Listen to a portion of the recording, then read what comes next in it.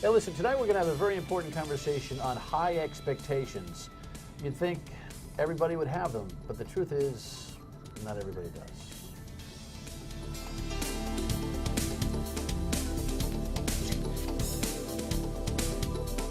And in the education world, we have, all different bars that have been set, and what we have now is a little bit of friction between public schools and public charter schools. And I've got a story here that talks less about that friction, more about mutual goals, mutual desires to have kids flourish, and some pretty smart people to talk to you about that. Dr. Fran Gallo is my guest, who I have not seen in a while, and who is retiring from the Central Falls school system as the superintendent after 8 years. Welcome, nice to have you. Thank you, good to be here. You've been a champion and a courageous leader on so many fronts. Hopefully we'll get a chance to revisit some of the challenges and some of the wins that I think you've had. And Jeremy Chipetta is the guy that runs the Blackstone Valley Prep Memorial Academy. He's the executive director.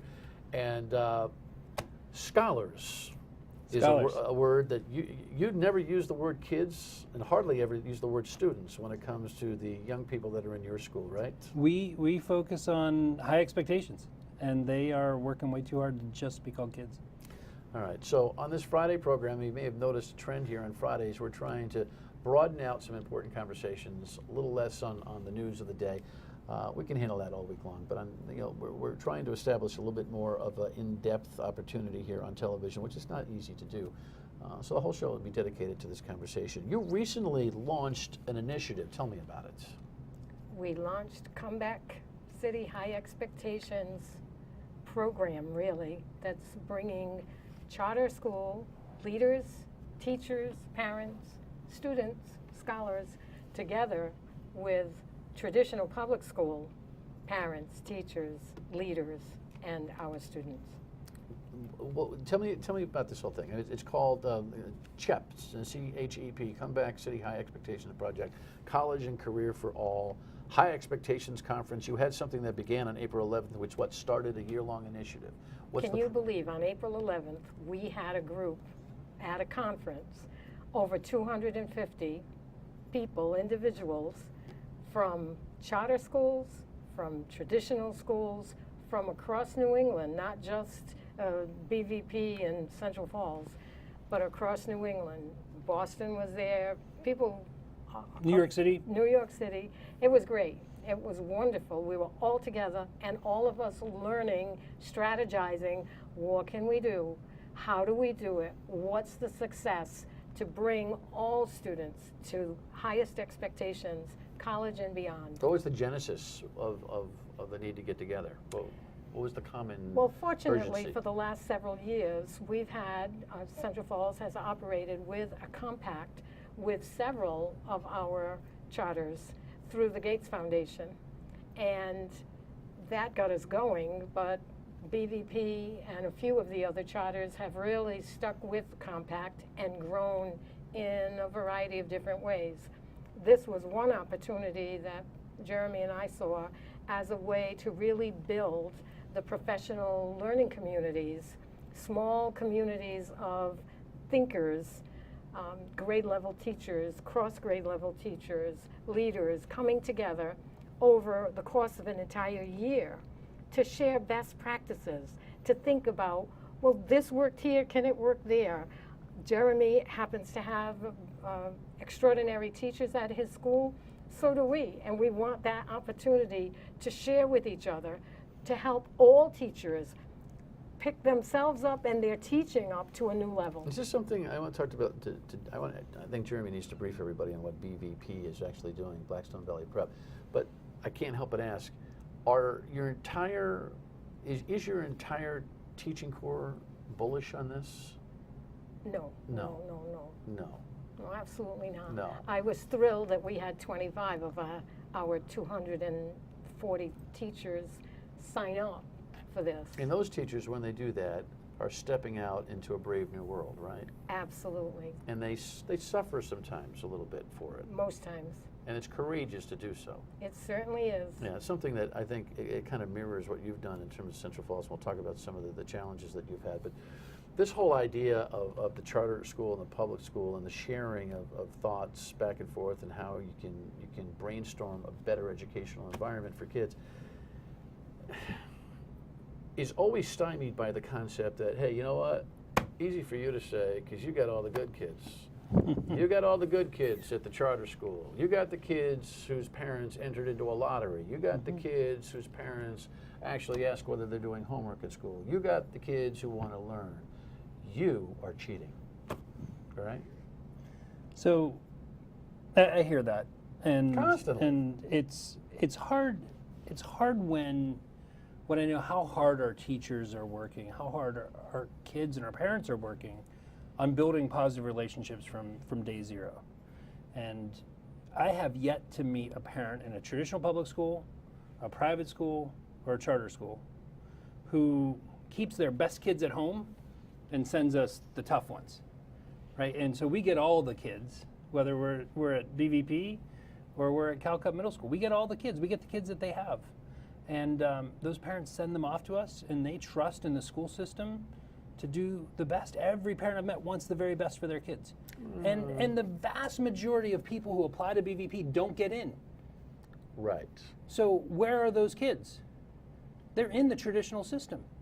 So the vast majority of people who apply to BVP aren't at BVP. That's a fascinating concept. Do parents who apply to get their children into public charter schools and fail because they lost a lottery, do they take the pedal off and stop paying attention to their kids' educations when they're in the mainstream school system that you're managing? Absolutely not. As a matter of fact, I mean, if you think back to when Central Falls had their enormous upheaval, everyone was saying, well, it's because the parents don't care. These kids can't learn because the parents don't care.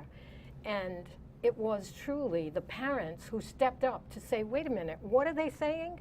What do you mean we don't care? And they came forward, and they have stayed forward. We have a strong advocacy group of parents.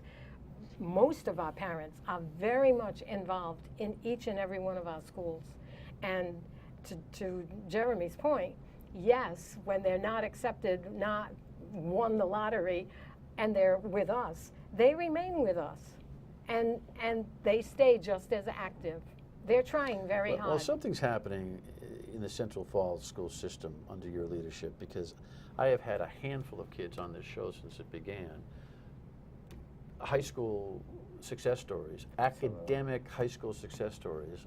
And I'm always proud to look in the camera and say, by the way, I know the rest of Rhode Island likes to dump on Central Falls, but I got to break it to you. There's some pretty cool things happening there. Absolutely. Right? Very, very strong. Expectations have been higher. Much higher. And even the teacher union personnel that you have historically had knockdown, drag-out wars with is improving the environment. Yes? Somewhat? They're on board. Yes? Yes? You want me to say the union is on board? The answer is no. No, but if the system... Teachers are on board? Many are, yes. So you distinguish between union and everyday teachers. I definitely do. You have to. But my point is that we have to. you can't have the improving environment that Central Falls is experiencing and not have teachers buying in, whether or not they're still union loyal or not. They may be union members, but they're not extremely active union members.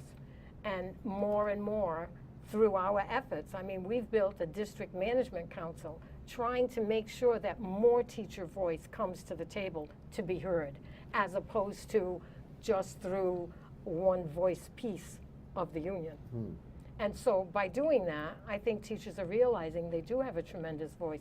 By this effort to establish this much stronger, smaller learning communities, professional learning communities, I think people are realizing, I can do this. She does respect me. I have the deepest respect for the majority of the teachers in Central Falls. They do a tremendous job each and every day. I don't think you've ever stopped saying that. When we come back, some of the synergy, how does it work between the two kinds of public schools?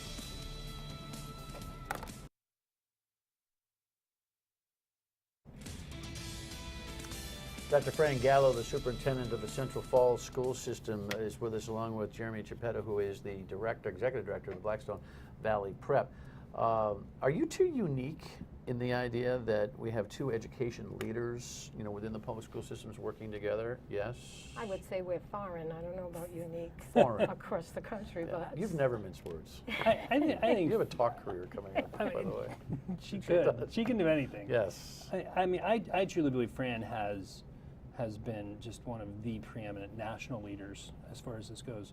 But there are other examples throughout Rhode Island of charter leaders and districts partnering on a bunch of great things. So the Highlander Institute has 40 educators from traditional district and charters around the state doing educational technology learning.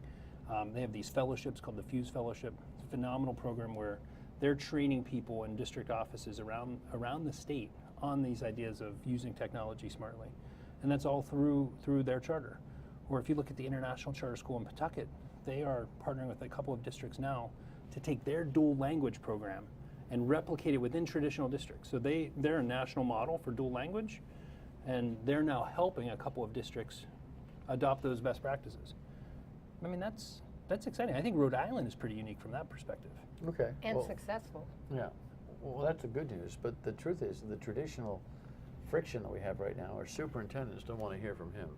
You may want to hear more from superintendent. I'm not you, like your type. No. The traditional superintendents right now are still kind of like, oh, Satan when it comes to this kind of brand of public education. Why? That's because they only look at finances. If I just looked at finances, I'd be looking angrily because my charters are eating up my finances.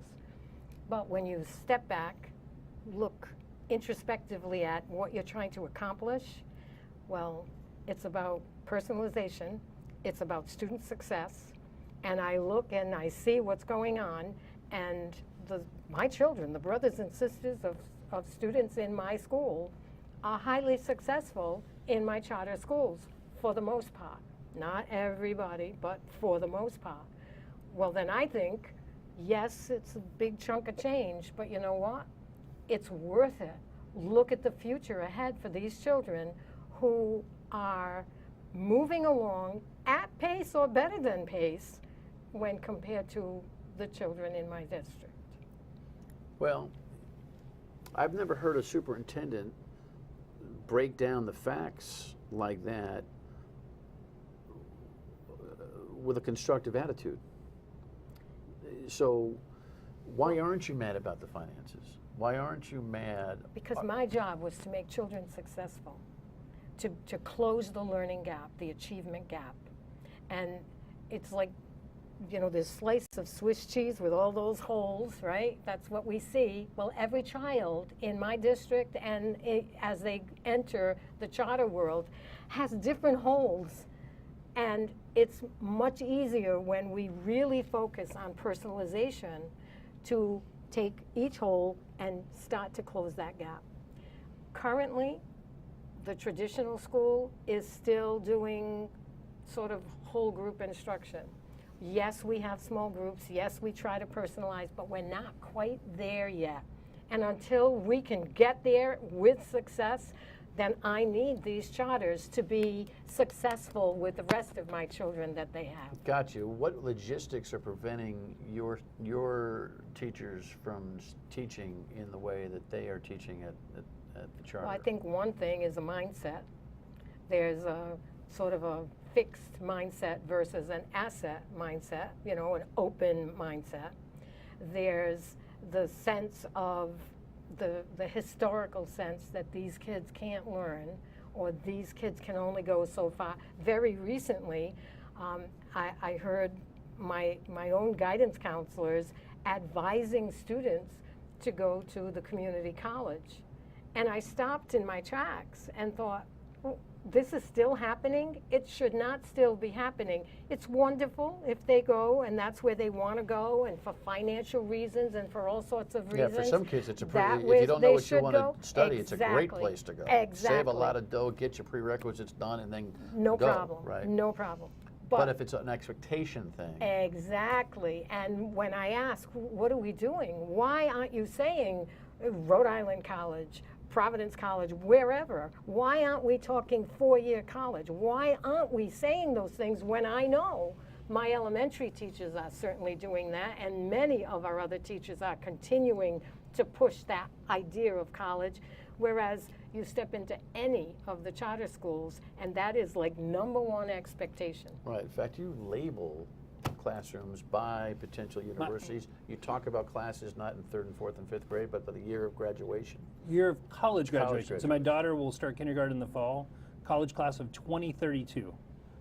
How does that make you feel? A little old, huh?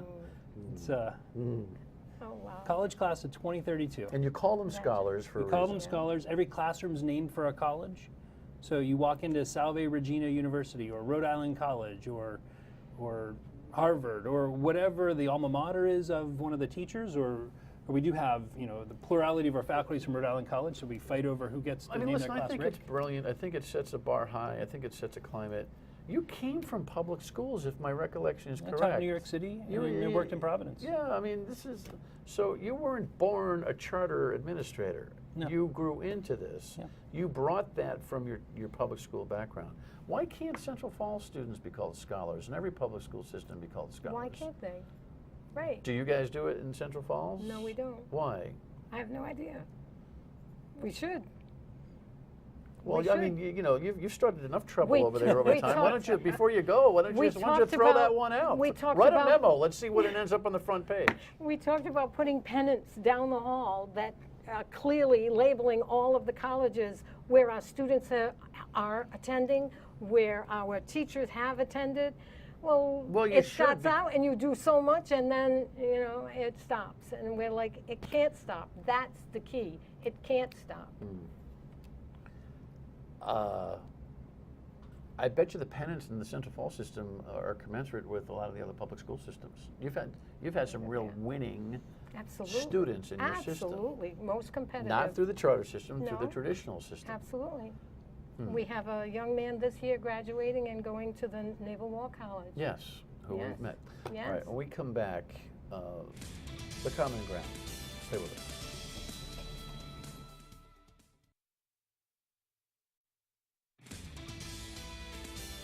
All right, you'd love to see a utopian public school environment. There's all sorts of discussion going on about school choice and vouchers. And the Rhode Island Center for Freedom and Prosperity keeps coming up with these ideas that will give an ESA, like an education account, like an HSA, to parents to be able to decide where they want to go. I mean, that's with private schools.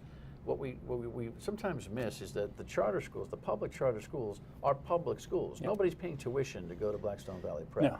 Yet, there are school committees that are starting to jack up their opposition here. The Cumberland School Committee, the Lincoln School Committee, two towns that feed your system, are petitioning the state legislature to say, all right, stop the presses on this whole thing until we regroup. Do they have some legitimate problems and qualms with the finances of what has now grown at places like Blackstone Valley Prep into full-blown schools where the numbers aren't evening out? I mean, I think that every superintendent that I've ever met has a plan for what to do with more money, right? And every single one of them is asking their board and their private funders and their foundations for more money.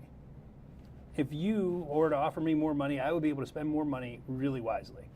So I think to say that more money wouldn't be great is absolutely, that's fair, right? More money would be great. But there's a follow the child law that we have right now. So when a child leaves the public school, the mainstream public school, and goes to the charter, that, how much is it?